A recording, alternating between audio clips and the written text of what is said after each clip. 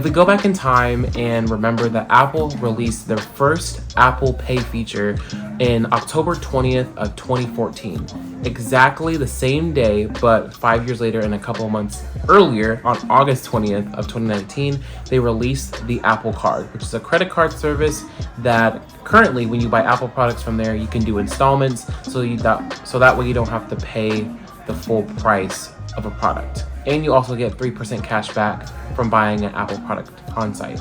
But last year's Dub, they announced Apple Pay Later.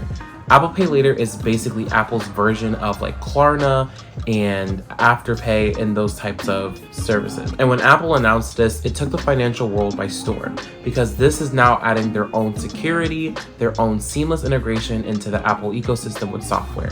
And since most people in the world own iPhone, it's going to take a lot of business away from Afterpay and Klarna and all those other buy now, pay later apps. So how does Apple Pay work?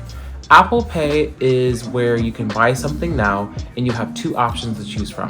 You can either do the installments, where Apple Pay will charge your default card every 2 weeks on a certain amount of money, and then you can either do the buy now and then pay later in 30 days, where it will take up the lump sum of what you owe. I'm really excited about this so far because that makes it a lot easier for me when it comes to wanting to buy Apple products. Now, like for example, I can either buy an iPad and not have to worry about waiting so long to save just to get what I want. And with this new feature, because currently on Apple website, you can do the buy full out or do the installment plan, but you have to have an Apple Card. And since this opens up now a new market, because honestly, yes, Apple products are very expensive. And so opening up this market, this can allow more people who are nervous to come to the Apple ecosystem, do it with more ease without having to worry about, oh, well, they're so expensive, I can't afford it.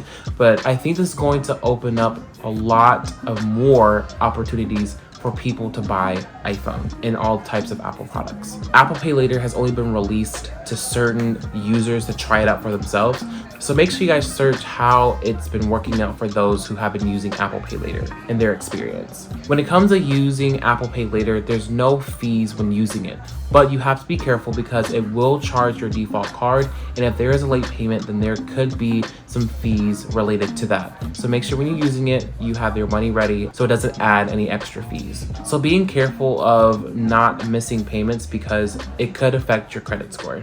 Since Apple Pay Later is fairly new, you may not be able to use it everywhere. You have to wait for certain merchants to gain access and get it all worked out so you can use Apple Pay Later on certain things. But for the most part, Apple is kind of quick when it comes to that, so you should be able to use it everywhere within the few years. Just for the convenience of adding it into the Apple ecosystem makes it honestly more hard for people to want to leave. I mean, Apple has done little things in little ways to where it just works. They have also taken their time and everything just works perfectly. I really think this is going to be a great feature for Apple users. The flexibility of this makes life so much easier, just because when it comes to purchasing things, you don't have to, like I said before, be stuck to just waiting and saving all the time. And mind you, it's important to save. I'm saying that now, it is very important to save. But I also think it's also easier for someone to be more willing to get something, knowing that they can manage their finances better to make sure they have that payment ready for the next payment date. Now, my thing is, when using Apple Pay Later, I think what Apple should do is they should integrate their Apple Card feature when it comes to showing the purchases that you make, when's the next payment due, and then all the things that's very well ingrained into Apple Card. Some of those features should be implemented with Apple Pay Later, because that way you can see, your purchases, when the next day, and then when you also can decide to, hey, I have the money right now, so let me just pay off this current amount, and then that way it pushes the next due payment later. So it's just little things that I feel like that Apple can implement from the software aspects of Apple Card that they can implement with Apple Pay Later. So should we get excited for Apple Pay Later? And obviously it really depends about you, how your finances look, what you can do, what you can afford. But honestly, I feel like this opens up a wide opportunity for people to feel more comfortable buying Apple products. So in my opinion, I'm ready for it. I'm ready. This makes my life so much easier when it comes to reviewing products. And then that way, if I want to return it, I can.